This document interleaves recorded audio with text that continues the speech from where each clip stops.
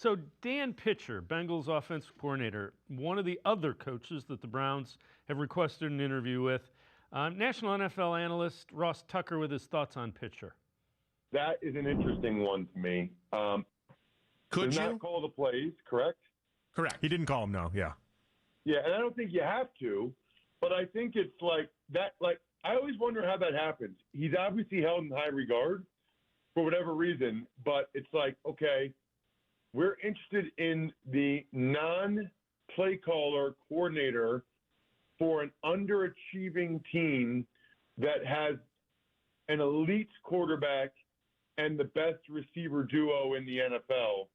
I don't know. I mean, maybe he's the greatest coach of all time, but I feel like that I would be skeptical. Now, he was part of the player development side of things with Andrew Berry with Colts. So that explains the connection to Berry. But, yeah, Joe Burrow's quarterback coach, I think I could probably do that pretty well.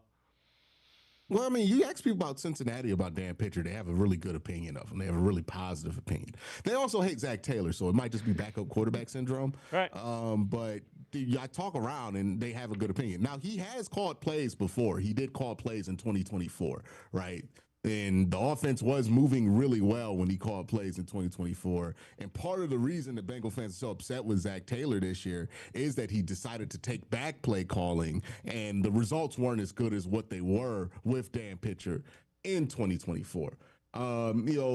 We can reduce him to just Joe Burrow's quarterback coach, and I imagine it's not that difficult to tell Joe Burrow to be Joe Burrow, right? But if you look at the Bengals offense, and we know what we know about Zach Taylor, where he's not that impressive of an offensive mind, and you look at the efficiency they've been able to pull out there since bringing him as offensive coordinator the last couple of years, that is something to consider, right? When Brian Callahan was their offensive coordinator, that offense could put up points at times, but it was not efficient. It was more of a defensive-oriented team out there in Cincinnati. When we look at how they actually won games in 2021, 2022, and 2023, especially in the playoffs, if you look at what that offensive production has been since Dan Pitcher has got there, it's gotten significantly better. So I would not just write off Dan Pitcher.